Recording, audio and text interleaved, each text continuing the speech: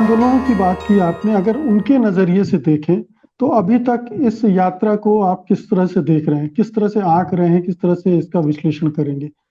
आपके उम्मीदों पे, आपके पैमानों पर ये यात्रा कितनी खरी उतर रही है?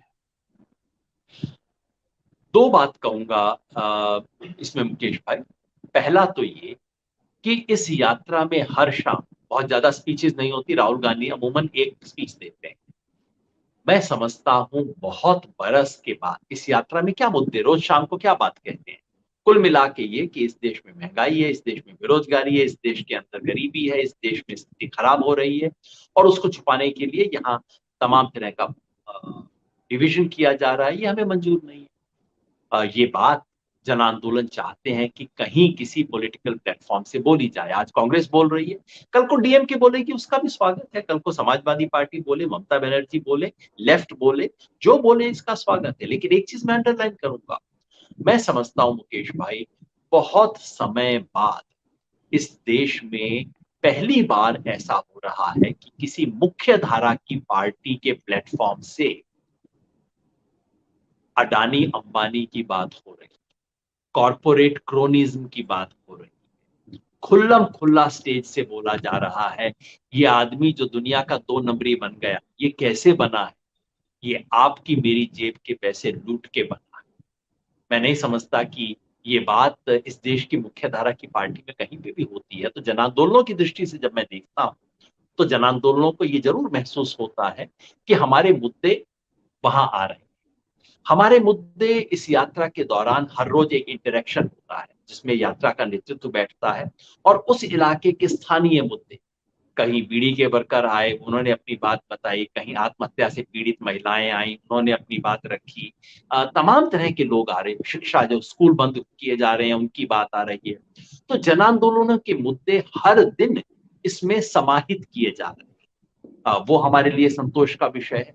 और इसका असर मैं देख रहा हूं मुकेश भाई कि जब हमने ये प्रयास शुरू किया था, 22 अगस्त को दिल्ली में कॉन्स्टिट्यूशन क्लब में 150 जन आंदोलनों के प्रतिनिधियों की बैठक हुई थी, जिसमें काफी बहस के बाद फैसला हुआ कि हाँ, इस यात्रा का स्वागत करेंगे, अपने तरीके से इसको समर्थन देंगे। लेकिन मैं जानता हूं उस समय हमारे कई साथियों के मन में किंतु परंतु था, क्योंकि संस्कार तो हम सब लोगों का कांग्रेस के साथ संघर्ष करने का है ना। तो लेकिन आज जब मैं देखता हूं, आज 6 हफ्ते में मैं देखता हूं मिजाज बदला है।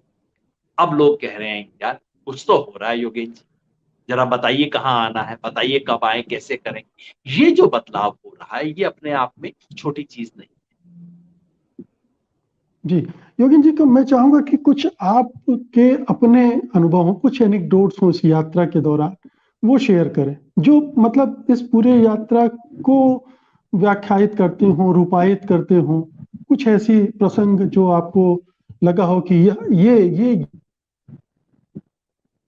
ये कार्ड है जहाँ टच कर लिया आपने या यात्रा ने। किस्से सुनाने में मैं बहुत अच्छा नहीं हूँ।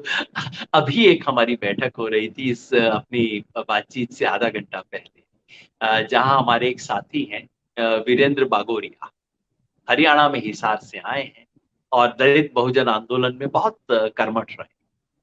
अम, और वो इतना बड़ा झंडा लेके चलते हैं और इतना बड़ा झंडा लेके चलते हैं।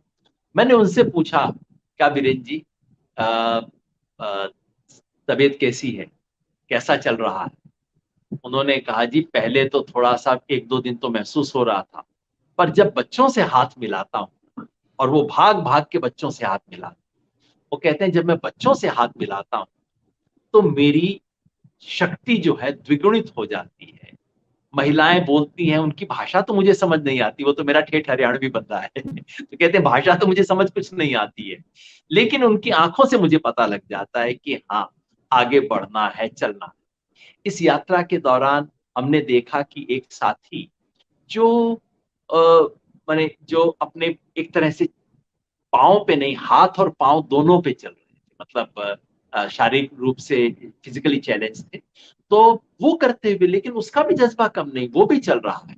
और एक कहानी जिसके बारे में मैंने बताया था कि रात को मैं कहीं पे किसी के घर रुका, तो उन्होंने सुबह चलने से पहले कहा, योगेश जी आप जा रहे हैं ना यात्रा में, एक छोटे सा काम कर दीजिए, हमारे दोनों बच्चों को कन्हैया कुमार के साथ चलना है। देखो उन्होंने राहुल गांधी का नाम नहीं लिया, उन्होंने कहा कन्हैया कुमार के साथ चलना है। और मैं उन जब बच्चों को लेके गया, 8 किलोमीटर वो दो बच्चे, एक की उम्र 8 साल थी, बड़ी बहन की उम्र 13 साल रही, 8 किलोमीटर वो बच्चे चले कन्हैया कुमार को ढूंढने के लिए, और जाके उनके साथ चले, फोटो खिंचवाई। उसके बाद मुझे कहा अंकल राहुल गांधी के साथ भी चल सकते हैं क्या? तो वो भी हुआ। तो एक बच्चों का ये जो जज्बा है, साधारण महिलाओं का, क्योंकि बाकी किस्से मैं सुनाऊंगा तो वो लगता है अभी पॉलिटिकल वर्कर है, और ये जाहिर है जब ऐसी कोई यात्रा होती है तो उसमें एक पार्टी का रोड शो नुमा सा तो होता ही है, पार्टी अपनी ताकत लगाती है। तो उससे मैं नहीं आंकता, मैं इन चीजों से आंकता हूं जहां महसूस होता है कि कुछ बदल रहा है, देश बदल रहा है, मिजाज बदल रहा है, और लोगों का रेस्पॉन्स जो है वो भी बदल रहा है।